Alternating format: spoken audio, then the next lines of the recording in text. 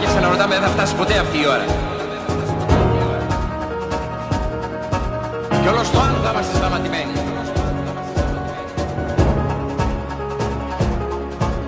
Ή τώρα ή ποτέ.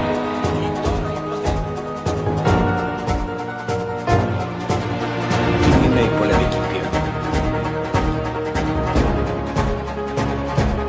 Να πάνε σε σχολείο για να τη μάθουν.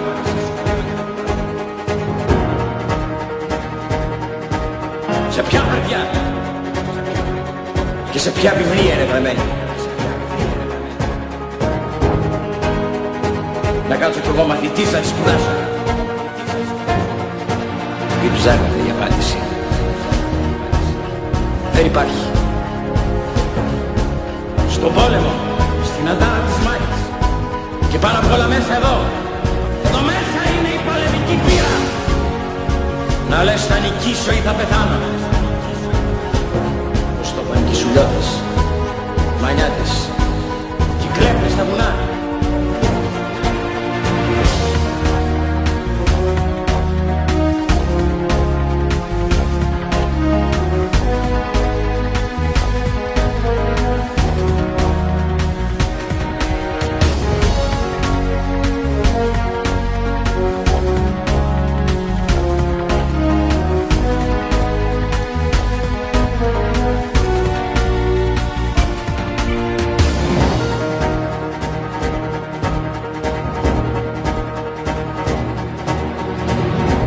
Ξένος δεν θα κάνει τίποτα. Όπως δεν έκαναν τόσα χρόνια. Αλλή μόνο στους αγώνες που κρέμονται από τα χαρτιά. Το γένος δεν χρειάζεται τα χαρτιά κανενός για την ελευθεριά του. Έχετε καρδιά. Έχετε πίστη. Αλλιώς καθίστε εκεί που κάθεστε. Ραγιάδες όλα σας τα χρόνια. Ραγιάδες εσείς. Ραγιάδες και τα παιδιά σας. Ραγιάδες και τα παιδιά των παιδιών σας. Έλα σου λέει τι θα πει όπλο. Γιατί θα πει παρούτη.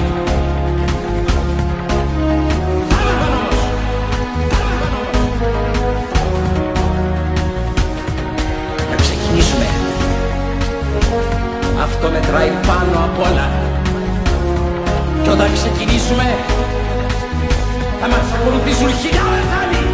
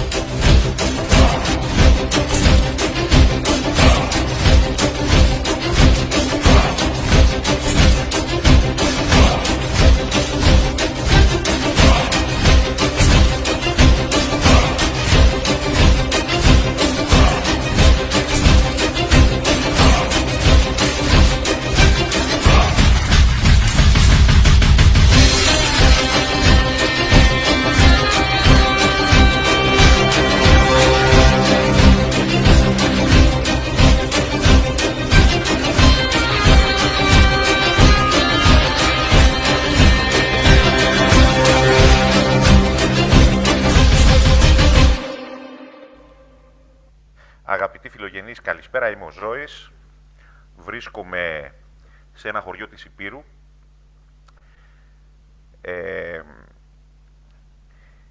Βλέπω ανθρώπους, συναντώ νέα πρόσωπα, συμμετέχω και σε αγροτικές εργασίες για κάποια αφοδεύματα τα οποία απετόλμησαν να πούν το οτιδήποτε, αλλά το κυριότερο απ' όλα είναι ότι αντιλαμβάνομαι ότι ο απλός κόσμος, οι απλοί καλοί Έλληνες έχουν την κοινή λογική για να αισθανθούν, να υπολογίσουν και να καταλήξουν στα συμπεράσματα τα οποία έχουν οδηγήσει την πατρίδα μας εδώ που βρίσκεται, όχι μόνο με την τελευταία προδοσία, την οποία την αντιλαμβανόμεθα ως προδοσία της Μακεδονίας, από όλους τους πολιτικούς, από όλο τον θίασο της Βουλής, αλλά και από αυτά τα οποία διαμεσολάβησαν από τον θάνατο του Καποδίστρια έως σήμερα. Πριν προχωρήσω, θέλω να πω ότι σαν σήμερα πέθανε ο Νικηταράς ο Τουρκοφάγος, ο οποίος βέβαια εξαιτίας του ότι το παρατσούκλι Τουρκοφάγος ενοχλεί κάποιους που κλείνουν συμφωνίες με την Τουρκία, όπως η οικογένεια Μητσοτάκη, έχει απαλληφθεί κατ' ουσίαν από την ιστορική μνήμη της νέας γενιάς. Ο Νικηταράς πέθανε πάμφτωχος, η κόρη του όταν τον είδε, όταν τον βγάλανε από την φυλακή, τρελάθηκε, παρεφρόνησε. Ο ίδιος στερήθηκε βαθμών και προνομίων, συντάξεως και προσόδων, ο άνθρωπος ο οποίος ήταν το δεξί χέρι του Κολοκοτρώνη, και ζητιάνευε έξω από τον Άγιο Σπυρίδωνα στον Πειραιά, όπου του είχαν παραχωρήσει θέση, αν δεν απατώμε, μία φορά την εβδομάδα κάθε Πέμπτη, γιατί υπήρχαν κι άλλοι ζητιάνοι. Όλη αυτή η μασονοκρατία, όλα αυτά τα κουστούμαρισμένα αφοδεύματα από τότε που ενοχλούνται σήμερα, επειδή εγώ δεν φοράω κουστούμι, κάποιοι από αυτούς φορέσανε κουστούμάκι, εντωμεταξύ είναι και βλακόφατσες, και νομίζουν ότι αναβαθμίστηκαν ως πρόσωπα και άνθρωποι. Αυτά τα αφοδεύματα ήταν αυτά τα οποία οδήγησαν τους αγωνιστές μας στον Γολγοθά και οδήγησαν την πατρίδα στον Γιάδα. Τάχιστα θα πω, θα αναφερθώ επιγραμματικά στις μεγάλες προδοσίες, στις οποίες από πίσω κρυβόταν πάντοτε το πολιτικό κατεστημένο, οι άνθρωποι οι οποίοι κατά καιρούς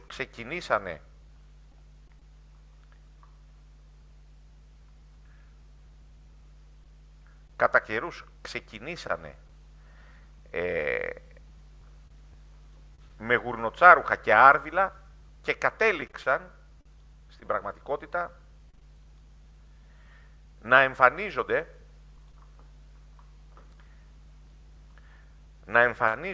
με κουστούμια, με λιβρέες, με πλούσια ζωή, χωρίς να έχουν δουλέψει λεπτό στη ζωή τους, υποδιόμενοι ακόμα και τους εργάτες, τους γίγαντες, τους στρατιώτες, τους πολεμιστές. Ένα αφόδευμα βγήκε και είπε: είσαι συνταξιούχος από τα 40. Ναι, εγώ είμαι συνταξιούχος από τα 54 επειδή παραιτήθηκα, 53. Και παραιτήθηκα γιατί?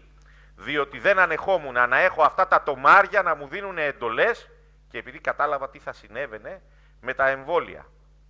Αυτά τα αφοδεύματα τα οποία πουλάνε πατριωτισμό ετόλμησαν να κάνουν συγκρίσεις. Από τον πάτο των 30 χρόνων ζωής τους ετόλμησαν να κάνουν συγκρίσεις με ανθρώπους που είναι κι άλλοι μαζί μου, οι οποίοι αγωνίστηκαν όταν ήταν εν ενεργεία και όταν οι ίδιοι γλυφόντουσαν για να βρούνε τρόπο να βγάλουν περισσότερα χρήματα.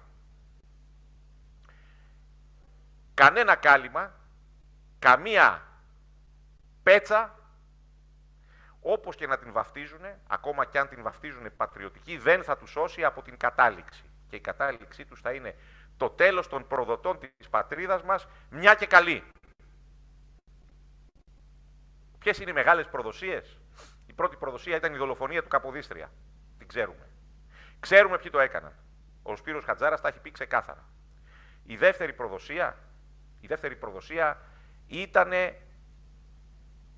η προδοσία στην Βόρειο Ήπειρο το 17, η εγκατάλειψη της Βορείου Ήπειρου. Η τρίτη προδοσία ήταν η εγκατάλειψη της Μικράς Ασίας, όπου ο ελληνικός στρατός περνούσε κατ' εντολή των Τρικούπιδων και των επιφανών πολιτικάντιδων, οι οποίοι το παίζουν και, πώς να το πούμε, και οι super duper εθνικιστές κατά καιρούς, λοιπόν, ο στόχος τους ήταν η εγκατάλειψη. Περνούσε ο ελληνικός στρατός φορώντας κάλτσες μέσα από τους δρόμους της Σμύρνης, για να μην ακουστούν ότι φεύγουν. Και ο Στεριάδης, το κάθαρμα, έδινε εντολές για απαγκίστρωση του προσωπικού των ελληνικών αρχών, χωρίς να το πάρει ο ντόπιος πληθυσμός πρέφα.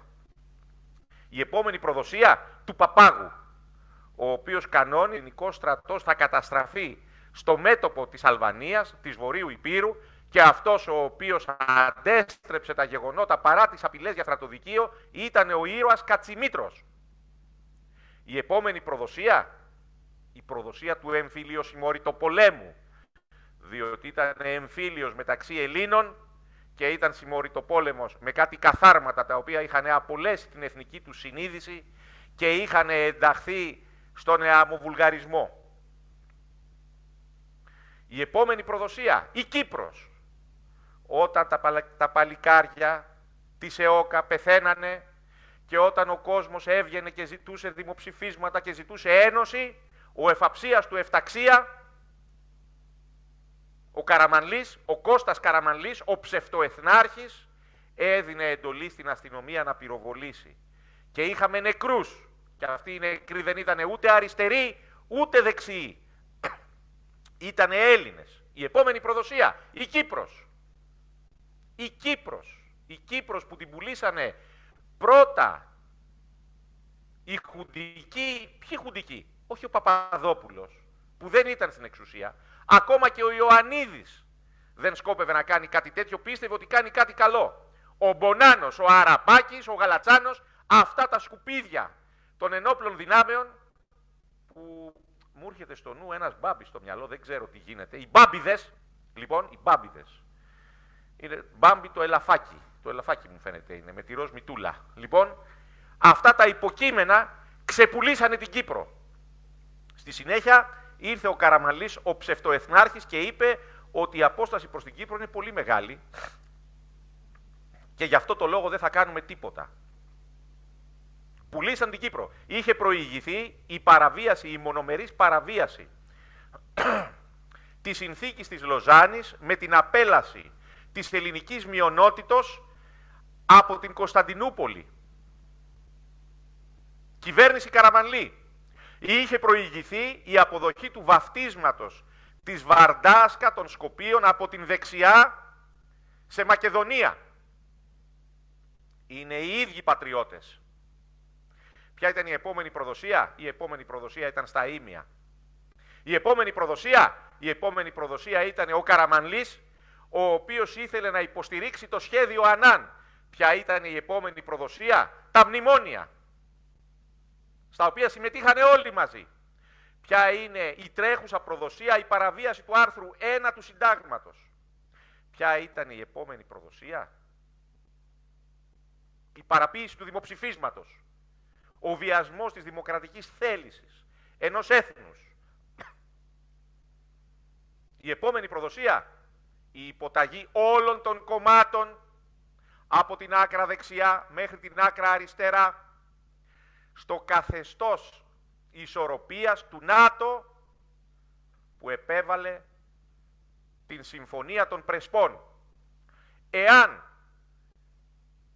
στον τρίτο χρόνο διακυβέρνησης που βρισκόταν η συμμορία του ΣΥΡΙΖΑ παρετεί το πρώτη από όλους η Χρυσή Αυγή, ναι, η Χρυσή Αυγή με τον Κασιδιάρη, αυτομάτως θα πηγαίνανε σε εθνικές εκλογές. Χώρια του ότι θα σπέβδανε όλοι αυτοί που μου τρέχαν στα συλλαλητήρια, οι μπουμπούκοι, οι βορίδιδες και οι πλεύριδες, να παραιτηθούν και αυτοί για να μην υστερήσουν σε πατριωτισμό. Βγαίναν και πετάγαν κορώνες όλοι υπέρ της Μακεδονίας και από πίσω σκάβαν το λάκκο της πατρίδας μας. Αυτή είναι η τελευταία προδοσία. Αλλά η μεγαλύτερη προδοσία είναι η απάτη την οποία έχουν επιβάλει στον ελληνικό λαό, όπου οι προδότες εμφανίζονται σαν πατριώτες, οι εχθροί του λαού σαν δημοκράτες και λαοφιλείς, τα σκουπίδια της νέας τάξης πραγμάτων σαν χριστιανοί, αυτοί που θέλουν να μας μειώσουν σαν πληθυσμό και να μας εξαφανίσουν σαν εμβολιαστές για το καλό μας, και αυτή επίσης η προδοσία είναι η αντικατάσταση του πληθυσμού. Αυτό ακριβώς θα έλεγα τώρα, ότι η προδοσία είναι η αντικατάσταση του πληθυσμού, για την οποία έχουν το θράσος 1000 πυθίκων ο εκπρόσωπος της οικογένειας από τα Εβραίικα της Μονεβασιάς, ο Κούλης, μαζί με τον Χάζαρο Τσιπρεύσκι, πείτε τώρα όπως θέλετε, αυτόν που έχει την περιστέρα που έγινε Μπέτη, αυτό το ταγάρι που έγινε και καθηγήτρια πανεπιστημίου, με κάθε σεβασμό προς τα ταγάρια γιατί είναι χρήσιμα εργαλεία, λοιπόν, να βγαίνουν και να εμφανίζουν ως ευλογία και ως μεγάλη ελεημοσύνη προς το ελληνικό έθνος το ότι θα δώσουν ηθαγένειες, από πού και ως πού είναι δικαίωμα ενός ξένου η ηθαγένεια η ελληνική στην πατρίδα μας. Όλα αυτά είναι η μεγάλη προδοσία και μένει ο ελληνικός λαός, το έθνος μας, να ξεφύγει από αυτό το γαϊτανάκι και να αποφασίσει για το αν θα συνεχίσει να είναι με τους προδότες ή θα έρθει με τους πατριώτες, αν θα έρθει με το έθνος. Μην επιτρέπεται σε κανένα να χρησιμοποιεί τον όρο εθνικισμός. Θα το πω αυτή τη φορά για να το ξεμπερδεύουμε. Μια και καλή. Είμαστε το έθνος. Δεν χρειαζόμαστε κανέναν ισμό. Ο εθνικισμός είναι κάτι το οποίο δημιουργήθηκε ως ιδεολογία, δηλαδή ως λόγια γύρω από μια ιδέα στην οποία πιστεύανε κάποιοι οι οποίοι δεν είχαν αληθινό έθνος στην Ευρώπη, αλλά είχαν ταυτότητα από τον φεουδάρχη στον οποίο ανήκανε. Αυτοί οι άνθρωποι θελήσαν να έχουν έθνος. Και για να έχουν έθνος έπρεπε να φτιάξουν ένα θεωρητικό υπόβαθρο. Αυτό ήταν ο εθνικισμός. Εμείς το αντιγράψαμε, ενώ έχουμε έθνος. Δεν έχουμε καμία ανάγκη να είμεθα εθνικιστέ. Έχουμε ανάγκη να έχουμε την ταυτότητά μας, να έχουμε έθνος, να είμαστε Έλληνες. Και από τη στιγμή που είμαστε Έλληνες, κανένας δεν μπορεί να μας ταυτίσει με κόμματα, με σέχτες, με στοές, με παρασυναγωγές, με συμμορίες, με τράπεζες. Και μια και μιλάμε για τράπεζες, θέλω να πω το εξής. Καταρχάς, κοινοποιήστε όσοι μας ακούτε. Θεωρώ ότι είναι μια καλή εκπομπή. Θα είναι σύντομη. Δεν θα ασχοληθώ με διάφορα αφοδεύματα των συμμοριών που νομίζουν ότι θα πουλήσουν παπατζηλίκι για να πάρουν μια θέση στη Βουλή και να αποκτήσουν επάγγελμα και έχουν μαζέψει διάφορους άχρηστους εντελώς, οι οποίοι θεωρούν ότι είναι πολιτική θέση το να είναι 1,85 και 85 κιλά. Το άκουσα και αυτό. Τότε με αυτό το σκεπτικό ο Φασούλας είναι πολύ καλύτερος. Να τον πάρετε, παιδιά, να τον έχετε, να βάλετε αυτόν αρχηγό, διότι ο καημένος ο Ηλίας είναι και 1,70, δεν είναι 1,75. Λοιπόν, πάρτε αυτόν, έτσι. Ή θεωρούν ότι επειδή ήταν άχρηστοι σε οτιδήποτε άλλο και αναγκαστήκανε να εργάζονται μόνον χειρονακτικώς, τους οφείλουμε και κάτι, όταν η εργασία τους είχε έναν και μόνον στόχο και σκοπό. Αυτόν τον σκοπό και τον στόχο που έχουν και με την ανάμειξή τους στην πολιτική. Να βγάλουν χρήμα και να περάσουν καλά. Αυτός είναι ο στόχος τους. Λοιπόν, δεν θα ασχοληθούμε με τέτοιου είδους υποκείμενα. Ασχολείται όμως η ιστορία. Και η ιστορία έχει ξεκαθαρίσει ότι η Μακεδονία προδόθηκε τόσο από τα καθάρματα της αριστεράς του ΣΥΡΙΖΑ, όσο και από τα καθάρματα της δεξιάς, του Μητσοτάκη. Μην ξεχνάτε ότι εκτός από τον Μητσοτάκη, ο οποίος έβγαινε και έλεγε θα ασκήσουμε βέτο και τώρα στέλνει λιγνίτη, τον λιγνίτη που δεν φτιάχνουμε εμείς, που δεν γκαίμε εμείς για να παράξουμε ενέργεια, τον στέλνει στα Σκόπια για να κάνει δουλίτσες αυτό το πράγμα. Και είναι τόσο σίγουρος ότι είναι μπετόβλακες όσοι τον ακούνε, ώστε κατά αυτόν τον τρόπο κοιμάται και ασφαλής. Λοιπόν, ο Μητσοτάκης λοιπόν κάνει αυτό το πράγμα. Έβγαινε και το έπαιζε Μακεδονομάχος και μετά ήρθε και έγινε ένα με τους ψευτομακεδόνες, με τους Αλβανούς και τους Σκοπιανούς και αύριο γιατί όχι και τους Πακιστανούς που θα είναι εκεί και θα βγαίνουν και θα λένε «Γεια σας, είμαστε Μακεδόνες». Όσο περίεργο και άθλιο σας φαίνεται ένας Παντζάμπι, είπα Παντζάμπι και θυμήθηκα έναν τέρι, λοιπόν, να λέει είμαι Μακεδόνας, άλλο τόσο άθλιο, έτσι, είναι και το να βγαίνει κάποιος αλαχού και να λέει γεια σας είμαι Έλληνας ενώ δεν είναι. Λοιπόν, Αλβανοί, Βούλγαροι και το κάθε παραμάζωμα το οποίο θα μαζευτεί στα Σκόπια θα έχει το δικαίωμα να λέει είμαι Μακεδόνας. Αυτό είναι μια μεγάλη επιτυχία και μια προσφορά της Βουλής των Ελλαδιτών, της Ελλάδος, όχι των Ελλήνων, δεν εκπροσωπούν τους Έλληνες, εκτός αν εκπροσωπούν τους μπετόβλακες Έλληνες. Λοιπόν, από την άκρα δεξιά μέχρι την άκρα αριστερά. Μην ξεχνάμε λοιπόν ότι εκτός από τον Μητσοτάκη είχαμε τον Μακεδονομάχο Σαμαρά, ο οποίος ήξερε πολύ καλά ότι αν παραιτηθεί ένας αριθμός βουλευτών που δεν υπερβαίνει τους 10, λοιπόν, και που τους είχε η Χρυσή Αυγή και που ο Σαμαράς τους ήλεγχε, λοιπόν, θα πηγαίναμε σε εθνικές εκλογές. Και τελείωνε η υπόθεση. Και αυτό είναι κάτι το οποίο το ξέρουμε από επιφανείς δικηγόρους και συνταγματολόγους. Και θα βγαίνει όλο και περισσότερο προς τα έξω. Δεν θα κρυφτείτε. Η προδοσία δεν θα κρυφτεί. Δεν θα πείθετε τον κόσμο με φωνές ζήτω, προσοχές και καταθέσεις στεφάνων. Δεν θα κρύβεστε πίσω από την επιφάνεια. Η αλήθεια θα βγει προς τα έξω, γιατί αυτή η αλήθεια δεν αφορά μόνο εσάς. Αφορά και τους υπόλοιπους πολιτικάντιδες. Μην ξεχάσουμε τον Μακεδόνα Καραμανλή.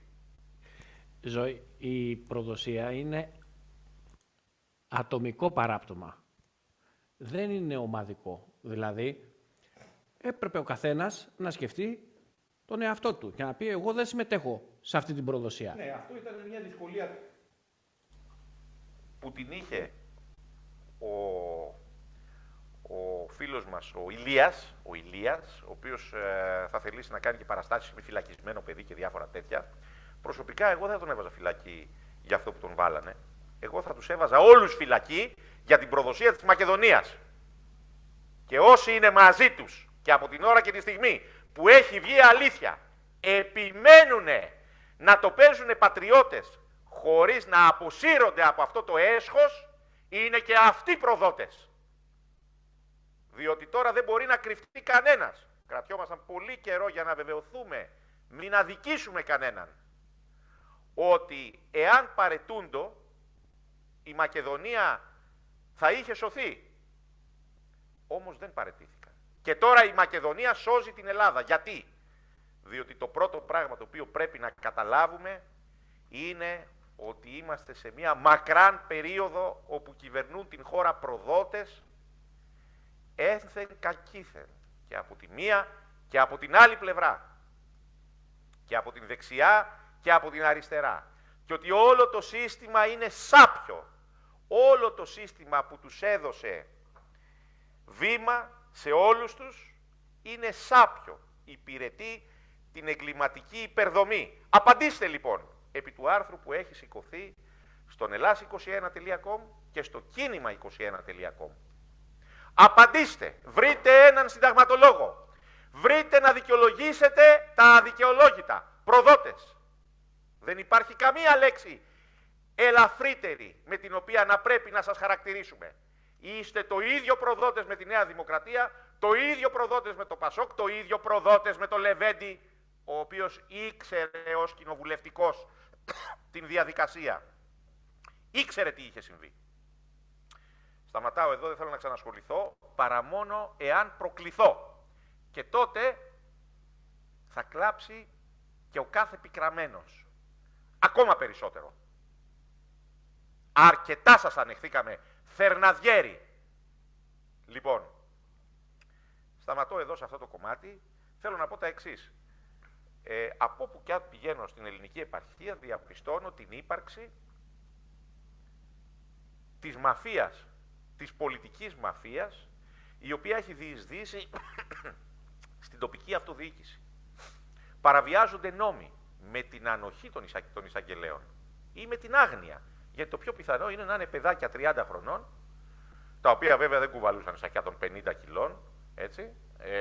Προφανώς ο τύπος αυτός, ο απίθανος αυτός τύπος, θεωρεί ότι επειδή αυτός δεν ήταν άξιος για τίποτε άλλο, πρέπει, αντί να είναι περήφανος για αυτό το οποίο κάνει, ντρεπότανε, λοιπόν, και πρέπει και όλοι οι άλλοι να κουβαλάνε και αυτοί σακιά 50 κιλά. Και εγώ του λέω, έλα, να σε βάλουμε σε ένα κινητό χειρουργείο μάχης, να υποδέχεσαι τους τραυματισμένους από νάρκες. Έλα να το κάνεις αυτό. Πώς εσύ λες για τα σακιά των 50 κιλών? Παραδόξως σήμερα ξεφόρτωσα στο σπίτι ενός φίλου αρκετά σακιά, έτσι, τα οποία χρειαζόταν ο άνθρωπος να τα αποθηκεύσει, και έκανα και τη γυμναστική μου. Λοιπόν, συνεχίζω όμως και λέω τα εξής.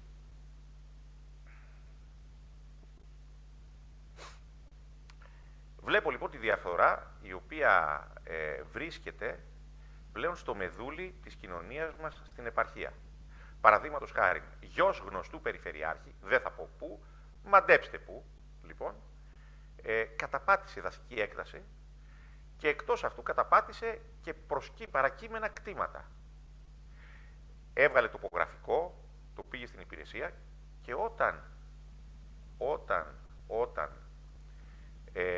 ζητήθη από τους γείτονες το τοπογραφικό από τις αρχές για να συγκριθεί με το τοπογραφικό το δικό τους, τι τους είπε ο μπετόβλακας πονηρούλης, γλύφτης, κάθαρμα, υπάλληλος. Είναι προσωπικά δεδομένα και παρά το γεγονός ότι ζητήθη με εισαγγελική εντολή δεν το έδωσε. Και δεν ξέρω ο εισαγγελέας τι έκανε.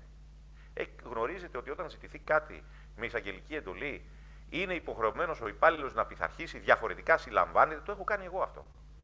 Έχω ζητήσει από το ΓΕΝ τον πίνακα οργάνωσης υλικού, έτσι, προσωπικού, στο νοσοκομείο, το οποίο με μεταθέσανε τιμωρητικά το 2009. Και μου είπαν δεν μπορούμε να το δώσουμε κτλ. Και λέω πώς δεν μπορείτε να το δώσετε? Είστε υποχρεωμένοι να το δώσετε γιατί έχω εισαγγελική εντολή. Και αναγκαστήκαν να υποταχθούν. Ήταν τότε που κάποιοι βυζένανε ακόμα, έτσι, και το παίζανε, δεν ξέρω κι εγώ τι, δεν ξέραν τι τους συνέβαινε, τι τους γινότανε. Είναι οι ίδιοι που τώρα φοράνε κουστούμάκια, ας πούμε, με τις βλακόφατσές τους και το παίζουν ότι θα γίνουμε πολιτικάντιδες. Είναι και κακάς, είναι οι σακοκουβαλιτές. Έτσι. Νομίζουν ότι αυτό είναι το απάβγασμα, επειδή δηλαδή κουβαλήσαν σακιά για να ζήσουν, τους χρωστάμε, λες και μας πληρώσανε αυτοί εμάς για αυτό το οποίο κάναν και δεν πληρώθηκαν για αυτό που έκαναν. Λοιπόν, όμως παρόλα αυτά ο υπάλληλος δεν συνελήφθη από ό,τι μαθαίνω. Ψάχνω να το βρω αυτό. Θα το βρω. Θα το βρούμε και θα το σηκώσουμε. Να πούμε άλλα διάφορα, πώς παρεμβαίνουν κάτι πρόεδροι, εντάξει, να μην πούμε τώρα τι πρόεδροι, κάτι βουλευτές ποδηλάτες, κάτι ποδηλάτες βουλευτές, κάτι γελία υποκείμενα τα οποία πάνε να εκμεταλλευτήκαν και γίναν βουλευτές, εκμεταλλευόμενοι αυτό το οποίο θέλει να εκμεταλλευτεί και ο Ηλίας, την αναγνωρισιμότητα. Λοιπόν, παρενέβησαν και ανάγκασαν ανθρώπους να παραβιάσουν τον νόμο. Παρενέβησαν και ανάγκασαν ανθρώπους να παραβιάσουν τον νόμο. Έτσι μαθαίνουμε. Αυτά λένε οι άνθρωποι τριγύρω μας. Έτσι. Και αυτό μας βάζει σε πάρα πολύ μεγάλη αγωνία για το πού έχει φτάσει η κατάσταση. Ξέραμε ότι ποτέ σε ένα κράτος δεν είναι πάντα όλα νόμιμα. Αλλά αυτή τη στιγμή έχουμε μια χυδαία κατάσταση, η οποία επικρατεί από άκρου εις άκρο της χώρας.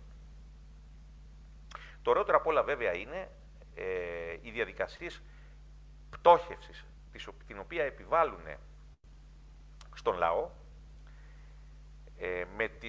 με το ρεύμα, με το φυσικό αέριο, με τον πόλεμο που έχουν ξεκινήσει εναντίον του Πούτιν και δεν τρέπονται να βγουν να το πούνε.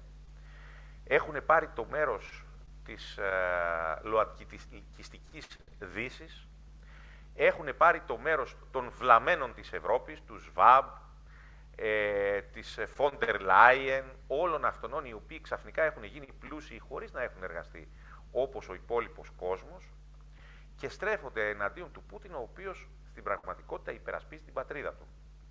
Θέλω να κάνω μια αναφορά στο θέμα της Ουκρανίας για να καταλάβετε, και θα είναι σύντομη. Θα μπορούσαμε να κάνουμε μια εκπομπή η οποία θα κρατούσε ώρες, για να μην πω και μέρες. Όμως θα προσπαθήσω να είμαι λακωνικός.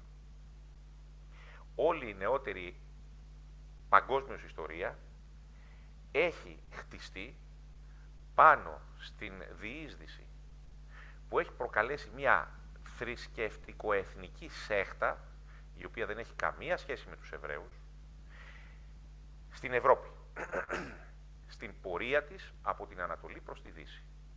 Οι Τούρκοι αυτοί, οι οποίοι είναι οι Χάζαροι, ερχόμενοι από τα βάθη της Ασίας και από την Μέσοποταμία,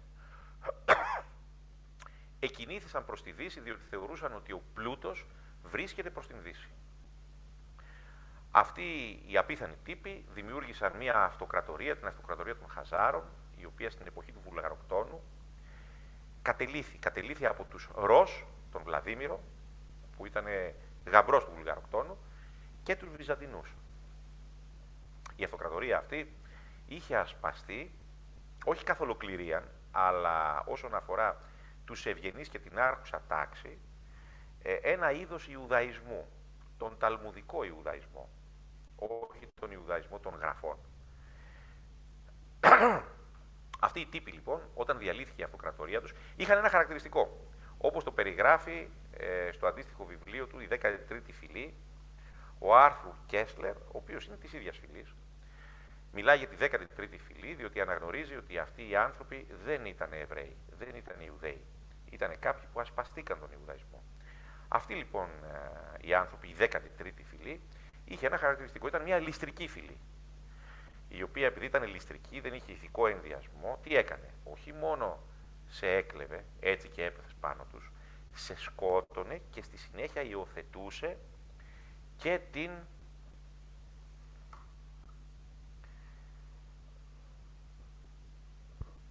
την ταυτότητά σου. Δηλαδή κάποιος μετασχηματιζόταν σε αυτό το οποίο είχε ληστέψει και σκοτώσει.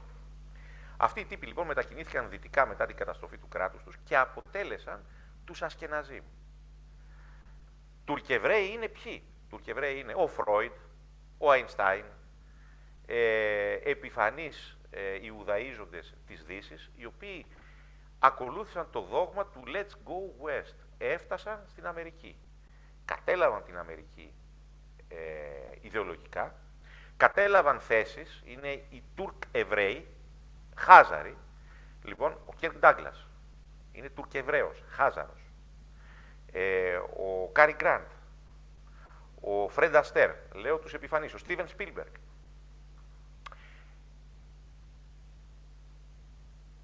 Ο γαμπρός του Τραμπ. Αλλά το ωραιότερο απ' όλα ποιο είναι? Ότι όλοι αυτοί εργαζόντουσαν πάντοτε για την ανακατάληψη της πατρίδας τους, που ήταν η Ουκρανία. Έτσι θεωρούσαν ότι η Ουκρανία είναι η πατρίδα τους. Δεν θα αναφερθώ στα γεγονότα που έχω αναφέρει στο παρελθόν για τον Τάρας Μπούλμπα και τα λοιπά, και τον Γκόγκολ που περιγράφει αυτή την ιστορία. Θα πω όμως τα εξής. Όλες οι επαναστάσεις που γίνανε στη Ρωσία εναντίον των Τσάρων είχαν σαν στόχο την ανατροπή του Τσάρου και την υφαρπαγή της Ουκρανίας και την καταβαράθρωση της Ορθόδοξης Ρωσίας. Ένας ο οποίος δεν χρειάζεται να είναι ιστορικός, με μια απλή μελέτη, θα καταλάβει περί τίνος πρόκειται. Θα καταλάβει γιατί μιλάμε. Πριν την Οκτωβριανή Επανάσταση έχουν γίνει δεκάδες άλλες επαναστάσεις που εντελώς τυχαία επικεφαλής ήταν Χάζαροι. Το ίδιο πράγμα συνέβη και στην Οκτωβριανή Επανάσταση, την οποία κάποιοι την ονομάζουν κομμουνιστική, κάποιοι άλλοι την ονομάζουν έβρεο-μπολσεβικική, εγώ την ονομάζω ξεκάθαρα χαζαρική. Ο στόχος αυτής ήταν να εξοντωθεί ο ρωσικός λαός, να καταστραφεί ο Τσάρος και να επικρατήσουν ποιοι? Το 99% των δίθεν κομμουνιστών που ήταν Χάζαροι. Ο κανονικός αρχηγός της Οκτωβριανής Επανάστασης, πέραν του Λένιν που είχε και χαζαρική καταγωγή, θα τον δείτε από τα σχιστά ματάκια του. Έτσι, ήταν ένας τουρκομογγόλος ο Λένιν, ήταν ο Τρότσκι. Αυτό ήταν ένα αφόδευμα, σαν αυτά εδώ πέρα τα οποία κυκλοφορούν και το παίζουν πατριώτες, έτσι, και τολμάνε και λένε διάφορα ωραία. Ένα τέτοιο αφόδευμα ήταν και αυτός, ο οποίος ήταν ένα παλιόπαιδο, δεν είχε δουλέψει ποτέ στη ζωή του, το έπαιζε πολιτικός. Είχε βρει και μια σπόνσορα κόρη τραπεζίτη Χάζα. Τι μου θυμίζει τώρα αυτό? Πολλοί βρίσκουν δεδιωγμένοι. Είχε φυλακιστεί και ο Τρότσκι. Και ο Τρότσκι φυλακισμένος ήταν και είχε παντρευτεί την τουρκο-χαζάρο ψεύτο Ιουδαία και έπεφτε το χρηματάκι ζεστό. Αυτός ήταν ο αρχηγός της Οκτωβριανής Επανάστασης. Λοιπόν, αυτός ο τύπος λοιπόν είχε την ατυχία να πέσει πάνω σε ένα σκυλί του πολέμου, τον Στάλιν. Ο Στάλιν ο άνθρωπος δήλωνε κομμουνιστής. Δεν μπορούσε να καταλάβει το βάθος της σκέψης των Χαζάρων συναγωνιστών του εναντίον του Τσάρου, έως ότου το κατάλαβε. Και τότε άρχισε να τους κυνηγάει. Τους τσάκισε στην κυριολεξία. Τον Τρότσκι τον εξόντωσε κάπου, τον βρήκε, τον στρίμωξε στο Μέξικο που καλοπερνούσε, γιατί υπήρχε, πώς το λένε, υπήρχε ο τραπεζίτης πεθερός, καλά δεν παντρευόντουσαν κιόλας, γιατί ήταν κατά του γάμου, υπήρχε ο τραπεζίτης πατέρας της, πώς να το πούμε, της Παστριχιάς να το πούμε, της Σύνευνης, της Καλονής. Λοιπόν, αυτός χρηματοδοτούσε τον Τρότσκι. Λοιπόν, τον καθάρισε. Στη συνέχεια άρχισε να καταλαβαίνει ότι κάτι καλό δεν συμβαίνει εδώ πέρα. Κάτι κακό συμβαίνει. Τι έκανε λοιπόν ο Τρότσκι, ο Στάλιν? Άρχισε να κυνηγάει τους Χαζάρους που ήταν γύρω του. Οι δίκες της Μόσχας, ο Ζινόβιεφ, ο Καμένεφ, τώρα τι θυμήθηκα τον Καμένο. Λοιπόν, αυτοί ήτανε Χαζαροεβραίοι. Χαζαροεβραίοι ήταν αυτοί. Ψεύτο-Εβραίοι. Καμία σχέση με τους βιβλικούς Εβραίους. Δηλαδή, μην δείτε τώρα, έχουμε εδώ πέρα τον Μωυσή Ελισάφ, που είναι δήμαρχος Ιωαννίνων. Ο άνθρωπος δεν έχει καμία σχέση με αυτούς τους Χαζάρους, είναι Ρωμανιώτης. Μπορεί να είναι και Έλληνας 100% στο αίμα που οι πρόγονοί του κάνανε convert του Judaism. Έτσι, καμία σχέση με αυτά τα υποκείμενα. Λοιπόν, τα λέω αυτά έτσι για να καταλαβαίνουν κάποιοι τι γίνεται. Βέβαια και αυτός έχει ασπαστεί το ιδεολόγημα, έτσι, και πιστεύω χωρίς να το θέλει στρέφεται εναντίον μας. Εναντίον δηλαδή των Ελλήνων στο έθνος. Εναντίον του έθνους των Ελλήνων. Όπως και αυτοί οι οποίοι τον ψήφισαν. Λυπάμαι παιδιά, ξεχάσατε πολύ γρήγορα στα Γιάννενα το ποιος βασάνισε τον Κατσαντώνη, το ποιος έγδερνε τον Διονύσιο τον φιλόσοφο ή σκυλόσοφο, το ποιος έσπαζε τα κόκαλα του Παπαθήμιου Βλαχάβα, τα ξεχάσατε πάρα πολύ δύσκολα. Έτσι, ξεχάσατε ότι κάποιες, όχι Ελληνίδες και χριστιανές, δίναν το κορμί τους στους Τούρκους στη μάχη στον Πιζάνι για να, πώς να το πούμε, να ξεφορτώνουν, να ηρεμούν, έτσι, να ηρεμούν οι ορμές τους και να πολεμούν τον ελληνικό στρατό καλύτερα. Αυτά εδώ πέρα, αν γυρίσετε στην Ήπειρο, θα σας τα πούνε. Οι απλοί χωριάτες, οι οποίοι είναι σοφότεροι από διάφορα καθάρματα, τα οποία είναι και αγενή. Έτσι, βλέπετε τώρα τον άλλον, 30 χρονών, με δείκτη νοημοσύνης 10, έτσι, θέλει να την πει, ας πούμε, και στο 55. Λοιπόν, φοβερά πράγματα συμβαίνουν. Τα ύστερα του κόσμου, που λέει και ο Σπύρος Χατζάρας. Συνεχίζω όμως και λέω τα εξής. Άρχισε λοιπόν ο Στάλιν να τους κυνηγάει. Τους τσάκισε στην κυριολεξία. Εκεί ήταν η φάση που έγινε και το σύμφωνο Ρίμπεντροπ-Μολότοφ. Το οποίο ποιος το έσπασε, ρε παιδιά, το σύμφωνο Ρίμπεντροπ-Μολότοφ? Το σύμφωνο Ρίμπεντροπ-Μολότοφ το έσπασε ο Χίτλερ. Δεν επετέθη ο Στάλιν στην ναζιστική Γερμανία. Για την ακρίβεια βγαίνουν πολύ περίεργες πινελιές της ιστορίας από τους Ρώσους, των οποίων τα ημερολόγια πλέον μεταφράζονται μετά την πτώση του παραπετάσματος και λένε τι? Ότι εάν κατά τη διάρκεια του συμφώνου Ρίμπεντροπ-Μολότοφ ήσουν αντίφα ή αντιναζιστή στη Σοβιετική Ένωση, σε στέλνανε στα γκούλαγκ. Δεν είχαν τη λογική, είχαν τα γκούλαγκ. Σε στέλνανε στα γκούλαγκ, στη Σιβηρία. Αν έβριζες τον Χίτλερ, σε στέλνανε στη Σιβηρία. Τι συνέβη όμως? Και αποφάσισε ο Χίτλερ να επιτεθεί στον Στάλιν, ο οποίος Στάλιν, φοβούμενος για τη ζωή του, καταλαβαίνοντας ότι γύρω του έκλεινε ένας κλειός από Χάζαρους, για να τελειώνουμε με το παραμύθι περί Εβραίων, λοιπόν, έφτασε στο σημείο να γυρίσει στον Μολότοφ και να του πει να χωρίσει τη γυναίκα του που ήταν Χαζάρα. Η Πάολα, ένα πορνίδιο της εποχής, το λέμε διότι ως Χαζάρα ήταν βααλίστρια και θα μιλήσουμε και για τον Βαάλ.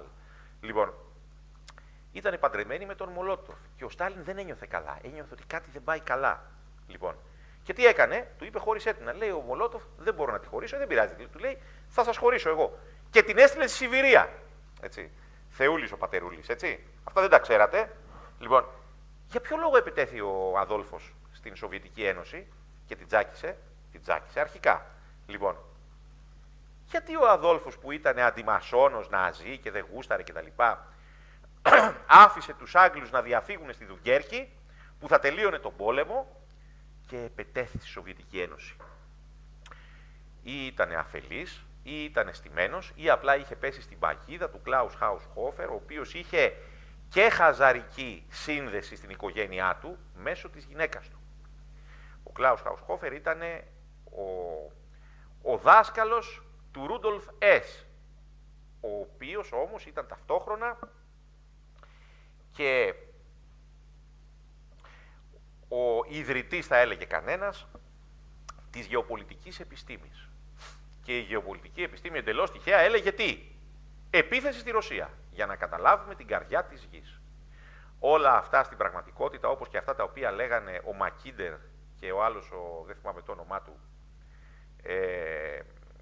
γεωπολιτικοί Αγγλοσάξονες, ήταν ένα προκάλημα της διάθεσης των Χαζάρων να διαλύσουν όσο οφθαλμόν αντί οφθαλμού την Ρωσία υπό οποιοδήποτε κάλυμα βρισκόταν αυτή, είτε το τσαρικό κάλυμα, είτε το κάλυμα της Σοβιετικής Ένωσης, προκειμένου να αποκαταστήσουν την αυτοκρατορία τους. Μα θα μου πεις, πού βρίσκουν αυτά εφαρμογή σήμερα?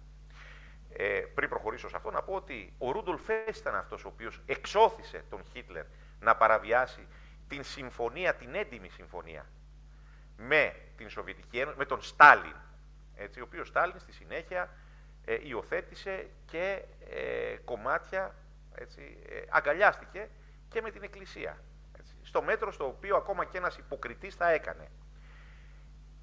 Ο Ες ήταν αυτός που παρέσυρε τον Χίτλερ. Το αποτέλεσμα ποιο ήταν? Ο Ες, μην αντέχοντας την επίγνωση του λάθους το οποίο έκανε, να πετάξει προς την Αγγλία για να προσπαθήσει να ανατρέψει την κατάσταση, γιατί το σχέδιο το δικό του έλεγε ότι οι Άγγλοι μόλις ο Χίτλερ επιτεθεί στη Ρωσία δεν θα συμμετείχαν στον πόλεμο, για να διαλυθεί η Σοβιετική Ένωση. Εκεί λοιπόν άρχισε η μεγάλη σκηνοθεσία, την οποία δεν είναι ώρα να την αναλύσουμε τώρα. Αυτό όμως το οποίο έχει μεγάλη σημασία να πούμε είναι ότι εντελώς τυχαία επικεφαλής της Ουκρανίας, η Ουκρανία είναι τόσο ουκρανική όσο τα Σκόπια μακεδονικά. Η Ουκρανία είναι ρωσική. Όπως δυστυχώς άθλιοι πολιτικάντιδες και οι συνεργάτες αυτών από την άκρα δεξιά, τα Σκόπια, είτε σας αρέσει είτε όχι, είναι ελληνικά. Είναι Έλληνες εκεί. Υπάρχουν Έλληνες εκεί. Εσείς όμως τα χαρίσατε στους Αλβανούς, στους Βούλγαρους και στους Ρωμά, οι οποίοι βρίσκονται εκεί. Αυτό καταφέρατε, κύριε Σαμαρά, κύριε Καραμανλή, κύριε Κασιδιάρη, κύριε Μιχαλολιάκο, κύριε Λεβέντη, κύριοι, δεν θα αναφερθώ στο Κουκουέ, το οποίο πάντοτε αυτό ήθελε να γίνει, έτσι, ούτε στον ΣΥΡΙΖΑ, αυτοί κάνανε τη δουλειά τους. Θα αναφερθώ όμως σε όλους αυτούς οι οποίοι τους ακολουθούν και οι οποίοι θα πρέπει να αντιληφθούν πως αργά ή γρήγορα θα πρέπει να επιλέξουν αν θα είναι με τους προδότες ή με τους πατριώτες. Τουλάχιστον οι ΣΥΡΙΖΑΙ δεν λένε ότι είναι πατριώτες. Έτσι, λένε εμείς είμαστε πολυφιλετικοί, είναι πώς θα το λέμε, πώς θα το πούμε, με πολύ ανοιχτό το πολιτικό ορθό. Δεν ξέρω αν μεταξύ Νέας Δημοκρατίας και ΣΥΡΙΖΑ ποιος έχει το πιο ανοιχτό πολιτικό ορθό, δηλαδή ποιο είναι πιο ανοιχτόμυαλος, αυτό εννοώ. Έτσι, λοιπόν, μην παρεξηγήσετε, αλλά και γιατί να παρεξηγήσετε, αφού τα θεωρείτε όλα αυτά φυσιολογικά. Αυτοί λοιπόν οι απίθανοι τύποι είναι προδότες, άπαντες. Συνεχίζω όμως. Εντελώς τυχαία, έτσι, ο επικεφαλής των ψεύδο-Ουκρανών είναι Χάζαρος.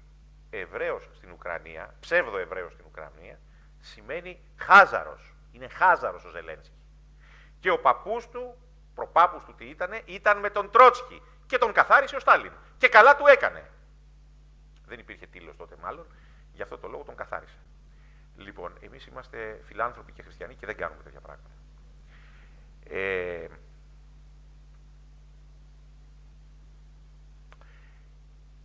Εντελώς τυχαία, αυτοί οι οποίοι αναμειγνύονται στην επίλυση του ουκρανικού θέματος από την πλευρά της Αμερικής είναι χαζαρικής, ανατολικοευρωπαϊκής καταγωγής, Εβραίοι εντός εισαγωγικών.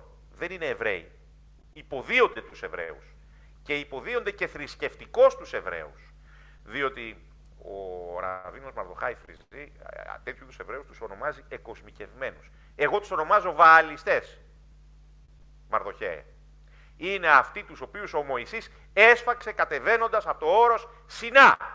Διότι ήτανε σοδομιστές, αμφί, περί, δεν ξέρω κι εγώ τι κατά, και λατρεύανε τον Ταύρο. Αυτή είναι η πραγματικότητα και πρέπει να το αντιληφθούμε αυτό. Έχουμε λοιπόν την κυρία Νούλαντ. Η Νούλαντ, μπείτε στη Wikipedia, η οποία είναι στο Συμβούλιο των Γερακιών της Ουάσιγκτον, μια Ουάσιγκτον που δεν έχει καμία σχέση με τους πατέρες του έθνους. Δεν υπάρχουν πατέρες του έθνους πλέον. Υπάρχουν οι πατέρες του έθνους, αν βλέπανε τι έχει συμβεί, θα τραβούσαν τα μαλλιά τους. Έτσι. Θα τραβούσαν τα μαλλιά τους. Καταρχάς ελπίζω να ακούγομαι. Λοιπόν,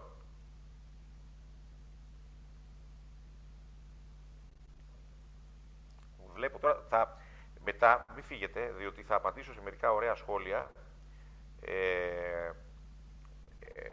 από διάφορους φίλους οι οποίοι είναι στη σελίδα και θα σας δώσω και κάποιες κατευθύνσεις για αυτό το οποίο προσπαθούμε να κάνουμε. Και το οποίο θα γίνει.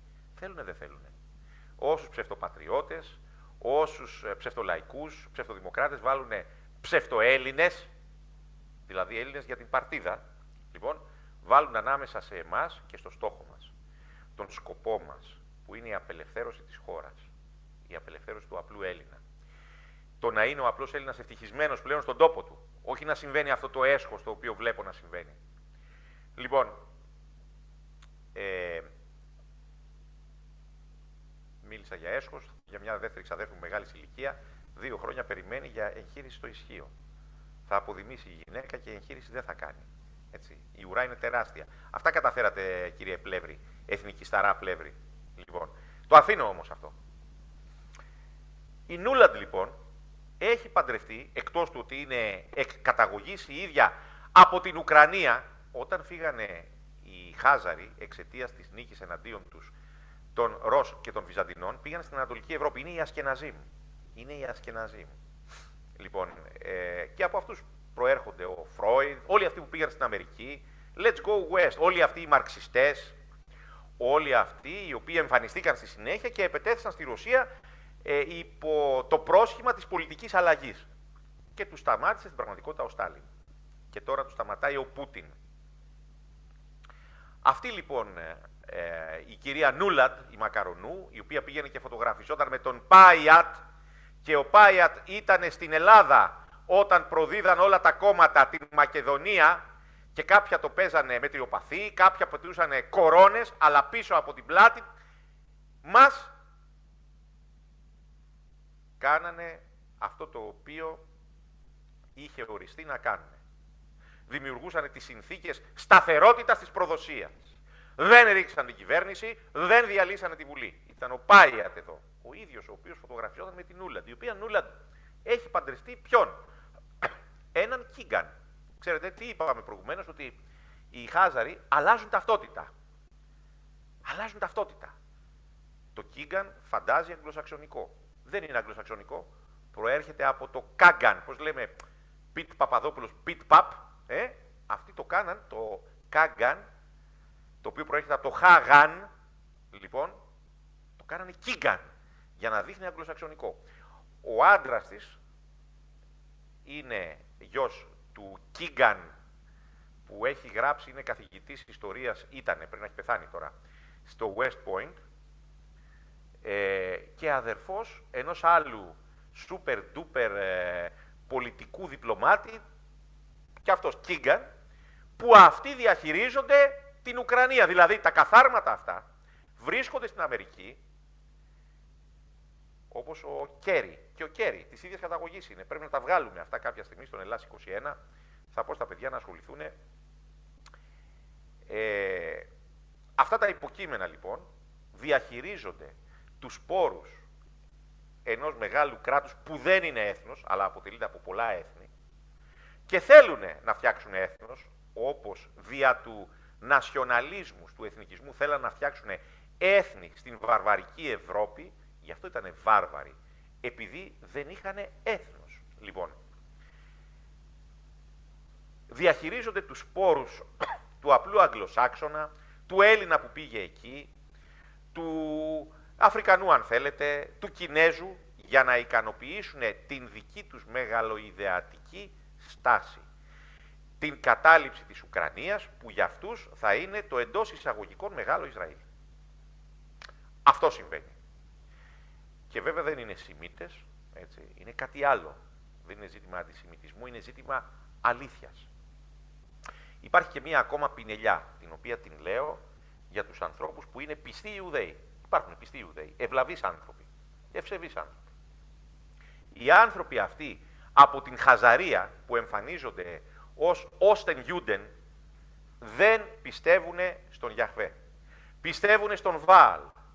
Ο Κύριος και Θεός αυτόν είναι ο Ταύρος. Γι' αυτό το λόγο και η καλύτερη δουλειά την οποία έχουν κάνει είναι οι τραπεζιτικές ασχολίες. Διότι ο Βάαλ αυτό θέλει. Γι' αυτό το λόγο ο Σόρος, ο Σβάμπ προωθούν τι? Τον λοατκισμό. Τον οποίο όμως ο Γιαχβέ τον έκαψε στα Σόδομα. Τι είδους Εβραίος είναι ο Σόρος? Όταν προωθεί κάθε τι αντιεβραϊκό όσον αφορά τη θρησκεία. Αυτή είναι η ιστορία. Αυτή την ιστορία ο Πούτιν την έχει αντιληφθεί. Και ο Πούτιν αυτή τη στιγμή θεωρεί ότι μάχεται για την επιβίωση του έθνους του, αλλά όχι μόνον αυτό. Μάχεται και σε ένα μεταφυσικό επίπεδο, διότι αυτοί στην επίθεση που κάνουν δια της Ουκρανίας έχουν φτιάξει έως και, αν μπείτε στο διαδίκτυο θα ψάξετε και θα βρείτε, έχουν φτιάξει τάγματα από πουφουούτιδες. Δηλαδή, εκπροσωπούνται τα Σόδομα στην Ουκρανία. Τα Σόδομα εκπροσωπούνται στην Ουκρανία. Και αυτό πολεμάει ο Πούτιν. Ο Πούτιν, λοιπόν, θα μπορούσε να πει κάποιος ότι πολεμάει με το πλευρό του Χριστού. Και αυτοί πολεμούν με το πλευρό του Κυρίου και Θεού τους, ο οποίος δεν είναι ο Γιαχβέ. Γιατί ο Γιαχβέ στην Παλαιά Διαθήκη τα Σόδομα τα έκαψε. Δεν είναι λοιπόν Εβραίοι, είναι Χάζαροι. Και να τελειώνουμε. Θέλω να τελειώσω με κάτι πολύ σύντομο, για να μην σας κουράσω. Νομίζω ότι ήταν αρκετά μεγάλη εκπομπή. Θα τελειώσω με κάτι σύντομο και μετά θα πω μερικά τεχνικά θέματα, τα οποία θέλω να τα ακούσετε με προσοχή και να έρθετε στο πλευρό μας. Το πρώτο λοιπόν είναι τι?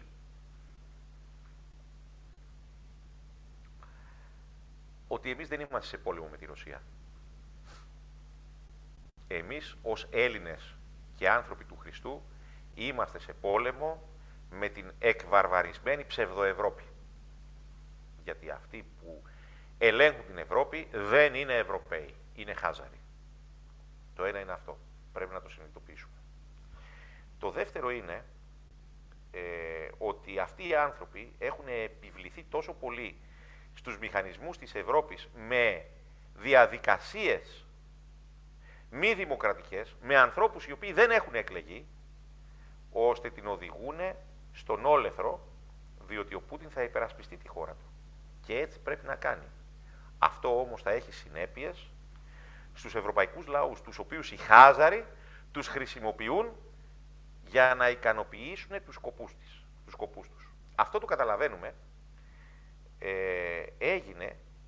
το καταλαβαίνουμε από τις απειλές που ένα φορνίδιον, δεν είπα πει, προσέξτε, δεν έβρισα, έτσι, αυτός ο μπετόβλακας που το παίζει και ναυτικός, τέλος πάντων, τον αφήνουμε. Λοιπόν, μην πει ότι βρίζουμε κιόλας, γιατί μου είπε ένα σκουπίδι, λέει, δεν φοράς κουστούμι. Ο ίδιος του μεταξύ, ο οποίος είναι σαν γύφτος από την Καρβασαρά, ας πούμε, είχε φορέσει κουστούμι και φωτογραφιζόταν υποψήφιος τάδε πολιτευτής και διάφορες μπουρδες. Λοιπόν, πρέπει να παίζουν πάρα πολύ το αυτί τους καθήμενοι μπροστά στον καθρέφτη. Δεν ξέρω να το κάνουν και παρέα με τον Μπάμπη, διότι τα αυτιά του ελέφαντα είναι κορυφαία, έτσι. Βέβαια του Μπάμπη δεν είναι σαν του ελέφαντα.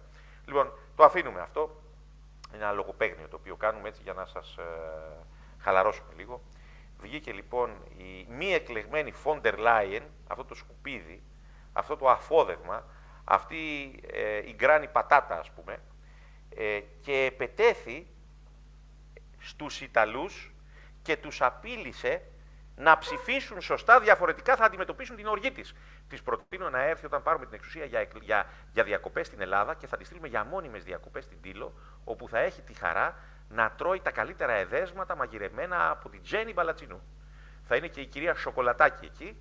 Τα εδέσματα αυτά θα είναι σκουλικομακαρονάδα με μυγοκιμά και μυγομπιφτέκια, έτσι. γιατί θα διασώζουν έτσι και τον πλανήτη. Ας έρθει και δεν θα φύγει. Λοιπόν, η Ευρωπαϊκή Ένωση είναι ένας αντιδημοκρατικός, αντεθνικός οργανισμός. Η ηγεσία δεν εκλέγεται, αλλά επιλέγεται από μια προκαθορισμένη ομάδα υποψηφίων από τα κόμματα. Όλοι όσοι είχαν την εξουσία για να λάβουν μια απόφαση τοποθετήθηκαν σε αυτές τις θέσεις στην Ευρωπαϊκή Ένωση όχι με λαϊκή ψηφοφορία, αλλά από στοές και παρασκηνιακές συμπαιχνίες. Η ευρωπαϊκή γραφειοκρατία, η οποία εκπροσωπείται από αυτό το πολιτικό αφόδευμα, δεν είναι πολιτικό, είναι σκέτο αφόδευμα, έδειξε την απέχθειά της στις δημοκρατικές διαδικασίες όταν το αποτέλεσμα δεν της συμφέρει. Προσέξτε τώρα, πρόεδρος της Ευρωπαϊκής Επιτροπής. Από πού αυτό το τσόλι έγινε πρόεδρος της Ευρωπαϊκής Επιτροπής? Βέβαια, και εμείς έχουμε διάφορες προέδρους. Έχουμε την πρόεδρο Α, την πρόεδρο Β, που είναι και φίλες του αντιπροέδρου, ξέρετε, του Σκονάκια, που έκανε τις μυτιές και έβγαζε αποφάσεις για τα μνημόνια, για το γένος στρατιωτικές σχολές.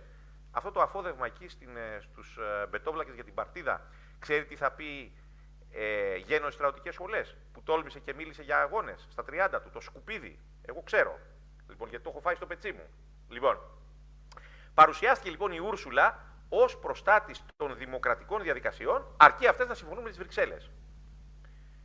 Θέλει status quo και μίλησε για μη εφαρμόσιμο ή αντιπροσωπευτικό συνασπισμό.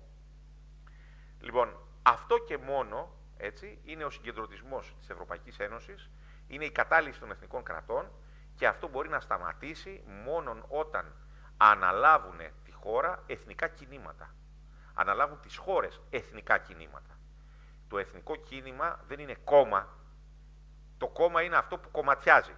Το εθνικό κίνημα είναι κάτι το οποίο διατρέχει όλο το έθνος από άκρου εις άκρον, καθαρίζει τους ανθρώπους από την πολιτική ταυτότητα και επαναπροσδιορίζει, καθιστά σταθερή την εθνική ταυτότητα.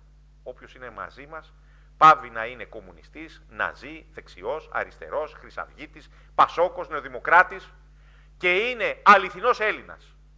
Όχι κομματιστής Έλληνας, όχι κομματικός Έλληνας, αλλά Έλληνας κινηματίας που κινείται στη ροή του έθνους. Η κυρία Φόντερ Λάιεν είμαι σίγουρος ότι θα βάλει τα κλάματα σήμερα το βράδυ όταν βγουν τα αποτελέσματα. Της ευχόμαστε ξιδάκι, καλή τύχη. Είναι καλό να μην έρθει στην Ελλάδα, έτσι, διότι θα έρθει σε επαφή με ένα αληθινό έθνος, γιατί σιγά σιγά το ελληνικό έθνος ξυπνάει. Και θα καταλάβει ότι η Ευρωπαϊκή Ένωση δεν αποτελεί προστασία όταν λειτουργεί αντιδημοκρατικά και ενάντια στα έθνη που την απαρτίζουν. Το επόμενο, το οποίο θέλω να πω και είναι και αυτό σημαντικό, είναι ότι αυτή τη στιγμή εμείς κάνουμε μια προσπάθεια από τη βάση. Γι' αυτό είμαστε κίνημα. Κάνουμε μια προσπάθεια με τους ανθρώπους που μιλάμε, που γνωρίζουμε, που μου στέλνουν μηνύματα για να τους στείλουμε φυλάδια, με τους ανθρώπους οι οποίοι είναι αποφασισμένοι να ξεφύγουν από αυτό που συμβαίνει τριγύρω μας και να προχωρήσουν προς την μεγάλη αληθινή αλλαγή. Στους ανθρώπους που θέλουν να τελειώσουν το μεγάλο προδοτικό διάλειμμα 200 ετών από τη δολοφονία του Καποδίστρια και Δόθε, στους ανθρώπους που έχουν ταυτότητα ελληνική και πίστη στο Χριστό και ελληνική παιδεία.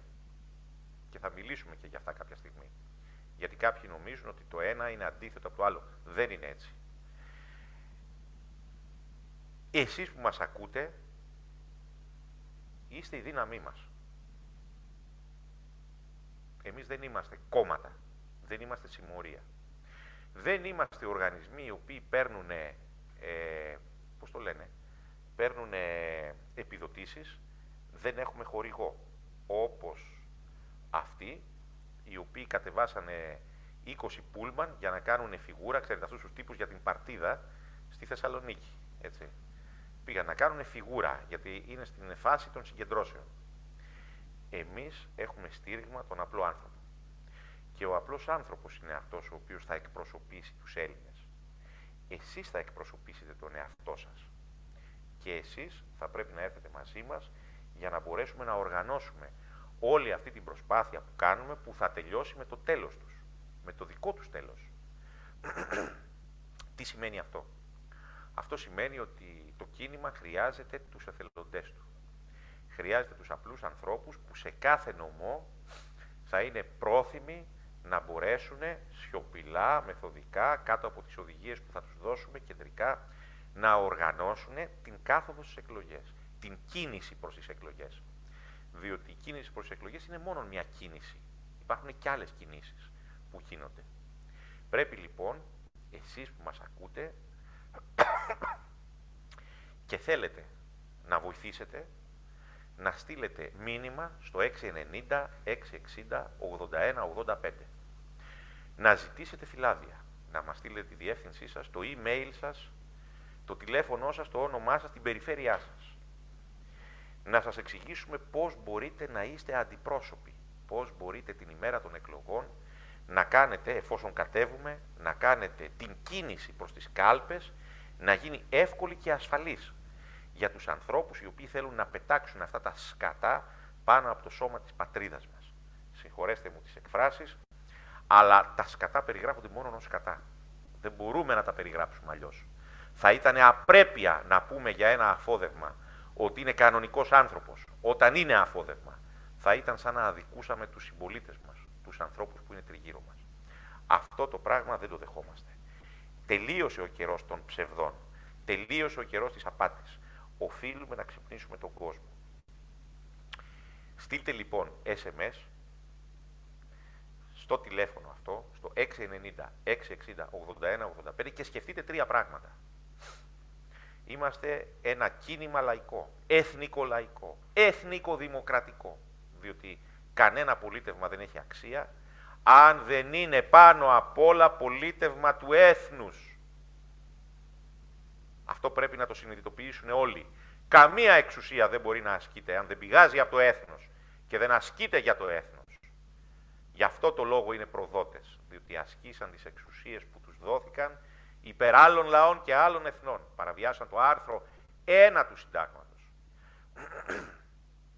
Και όχι μόνο το παραβιάσανε, αλλά πολλοί από αυτούς το παίζουν ακόμα πατριώτες και λένε ψέματα. Γιατί? Γιατί σου λέει είναι ωραία στα σεξοχάς και δεν έχουν και τι άλλο να κάνουνε. Για σκεφτείτε τους. Είναι κάτι σαν τον Τρότσκι. Και ο Τρότσκι δεν είχε τι άλλο να κάνει. Μπορούσε να μασουλάει μόνο τα χρήματα της γκόμενάς του και να κάνει ταξίδια και να το παίζει πολιτικός. Τον τελείωσε ο πατερούλης Στάλιν. Να είναι καλά. Λοιπόν, οι προδότες της πατρίδος για μας δεν θα λάβουν συγχώρεση από εμάς. Ας πάνε να μετανοήσουν στο Θεό για αυτό το οποίο έκαναν. Αυτή τη στιγμή, συγγνώμη που το αναφέρω, αλλά έχω σκάσει με αυτό το θέμα, η Μακεδονία δεν θα είχε πρόβλημα. Θα ήταν ελληνική. Περιορίστηκαν στα αούα και τα κάνανε όλα αβαβά. Από τα αούα, τα σημειωτών, τα βάδιν, τα κλωτσίματα στα καφάσια, τους χαιρετισμούς στον ανατέλλοντα ήλιο, κάνανε αβαβά την προδοσία και διατηρήσανε τους προδότες του ΣΥΡΙΖΑ στην εξουσία. Και ας μην κρύβονται πίσω από τον φυσικό διωγμό, τον οποίο θα υποστούν από τους πολιτικούς τους αντιπάλους. Διότι όλοι αυτοί μαζί που προδώσανε την Ελλάδα, μεταξύ τους σκοτώνονται για την εξουσία. Είναι πάρα πολύ απλό. Δεν είναι φίλοι, οι δαίμονες στην κόλαση είναι εχθροί μεταξύ τους. Και κάνανε τη χώρα μας μια κόλαση, οι διάβολοι, και σκοτώνονται μεταξύ τους. Υποχρεώστε τους να απαντήσουν στο μεγάλο ερώτημα. Υποχρεώστε τους να παραδεχθούν την αλήθεια. Και ας πάνε να κάνουν άλλη δουλειά για να ζήσουν.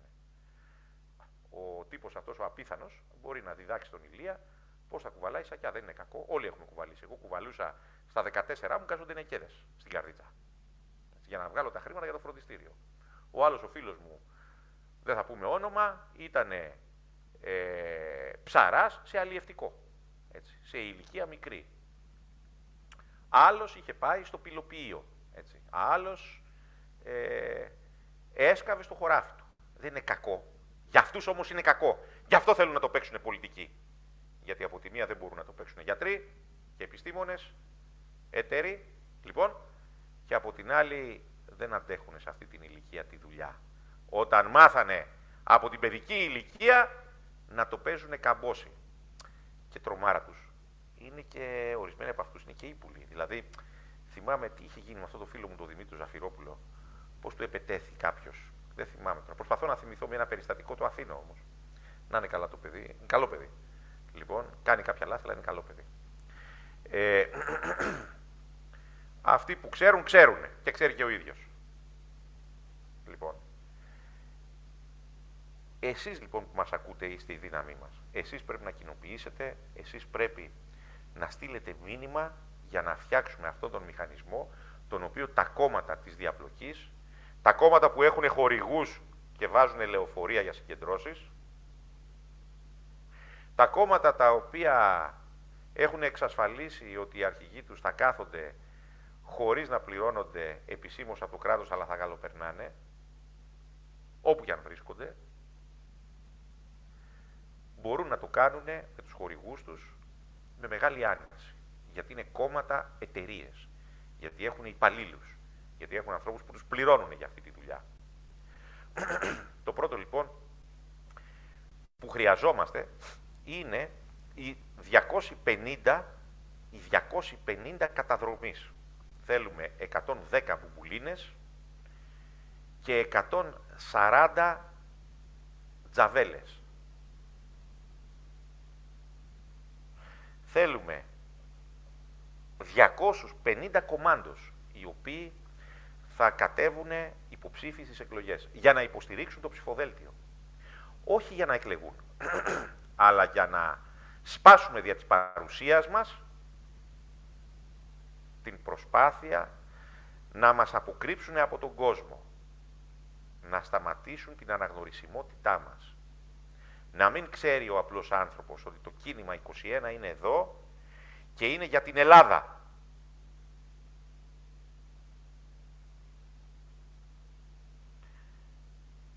Όποιοι λοιπόν θέλουν να είναι υποψήφοι, να ξέρουν ότι υπάρχει μια διαδικασία που χρειάζεται καθοδήγηση για να γίνει. Θα πρέπει λοιπόν να μας στείλουν μήνυμα στο 690 660 81 85. Κάποια στιγμή το τηλέφωνο αυτό θα αλλάξει. Όμως στείλτε μήνυμα σε αυτό το τηλέφωνο, από όλη την Ελλάδα. Ταυτόχρονα έχουμε την ανάγκη περίπου για 20.000 εκλογικούς αντιπροσώπους. Στείλτε μήνυμα για να επανδρώσουμε αυτόν τον μηχανισμό. Οι εκλογικοί αντιπρόσωποι δεν είναι κάποιοι που θα πάνε να καθίσουν από το πρωί και θα φύγουν το βράδυ. Είναι κάποιοι οι οποίοι θα εμφανιστούν στα εκλογικά κέντρα στις 5 η ώρα το απόγευμα. Δώστε μας τη δυνατότητα να ελέγξουμε τη διαδικασία για να εξασφαλίσουμε την ελευθερία της πατρίδος μας. Την ελευθερία των Ελλήνων και των επομένων γενεών. Διότι αν το καταλάβατε καλά, αυτό το οποίο θα θυχθεί στα επόμενα χρόνια είναι η δυνατότητα να αποφασίζουν οι Έλληνες σε αυτή την πατρίδα. Γιατί ο Κούλης, ο Μητσοτάκης, με τους χρήσιμους ηλίθιους, οι οποίοι ναζιστικοποιήσανε το έθνος και την πατρίδα στη συνείδηση του απλού Έλληνα, σας φέρνουνε αλλοδαπούς, κάνουν συμφωνίες με το Πακιστάν για να κουβαλήσουν αλλοδαπούς και να τους δώσουν πιο εύκολα πολιτικά δικαιώματα. Εσείς θα γίνετε μειοψηφία, θα το παίζετε έξυπνοι ότι κάνετε αποχή και θα ψηφίζουν οι αλόφιλοι στην πατρίδα σας. Και ποιους θα ψηφίζουνε? Τα καθάρματα, για να σας λαιλατούν. Αυτό λοιπόν είναι το πρώτο σκέλος. Το δεύτερο σκέλος είναι η οικονομική ενίσχυση. Η οικονομική ενίσχυση δεν γίνεται για να κάνουμε βόλτες. Η οικονομική ενίσχυση δεν γίνεται για να τα πάρω εγώ, να πάρω την κόρη του τάδε όπως έχει ο άλλος, ας πούμε, και τον χρηματοδοτεί, λοιπόν, και να πάω στο Μέξικο. Η οικονομική ενίσχυση γίνεται έτσι ώστε τα χρήματα τα οποία θα μαζευτούν να πάνε κατευθείαν στο κράτος για τα ψηφοδέλτια. Μπείτε λοιπόν στο κίνημα21.com και φτιάξτε συνδρομή. Θα πρέπει να μαζευτούν τουλάχιστον 40 με 50.000 ευρώ για κάθε εκλογική αναμέτρηση. Αυτά δεν είναι χρήματα τα οποία θα τα δώσει ένας άνθρωπος. Γιατί ο ένας άνθρωπος δεν αντιστοιχεί στον αγώνα μας.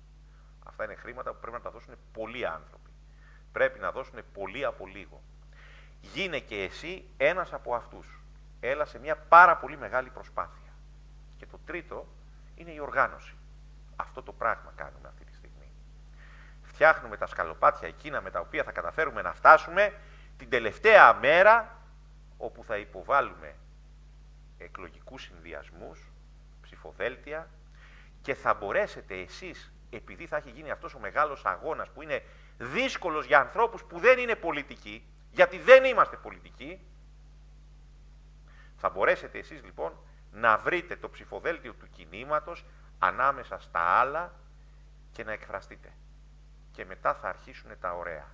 Αυτά τα οποία τα παιδάκια του σαλονιού και οι ψευτόμαγκες, οι οποίοι το παίζουν του σκηνιού και του παλουκιού, εμφανιζόμενοι όμως με κουστούμι, λοιπόν, δεν το περιμένουν. Μετά θα αλλάξει η χώρα. Θα πάρουμε την πατρίδα μας πίσω. Θα εξασφαλίσουμε την επιβίωση ενός αρχαίου έθνους. Ενός πολιτισμού, ενός λαού που επί 200 χρόνια είναι υπόδουλος σε άλλους λαούς κατώτερούς του, επειδή τον κυβερνάνε και υπάρχουν από πάνω του τζάκια, πλουτοκρατία, ξενοκρατία και αμφιβόλου καταγωγής πολιτική.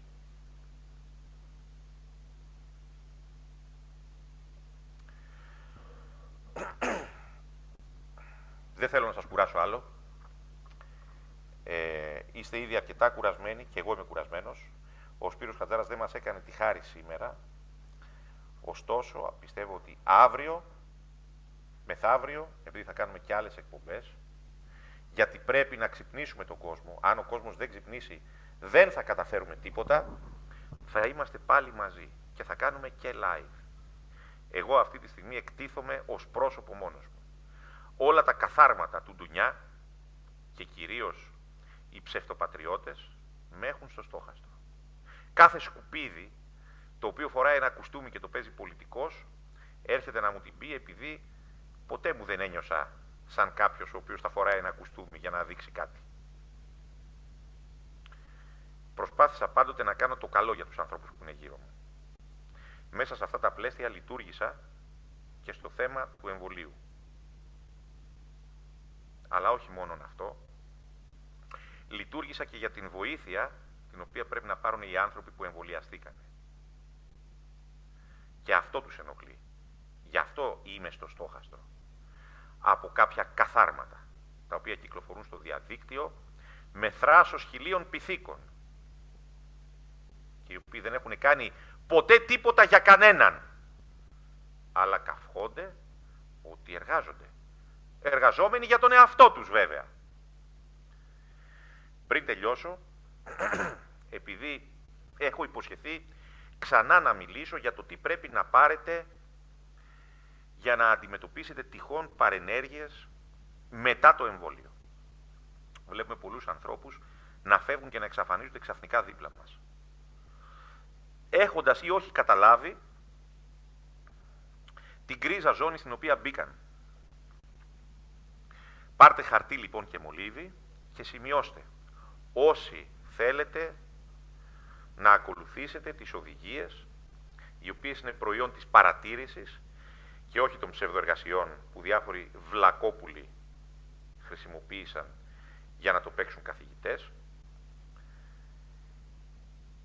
αλλά της πείρας. Και θα κάνουμε και μία εκπομπή για να πούμε το πώς δρά το κάθε συστατικό, το οποίο έχω πει στον κόσμο.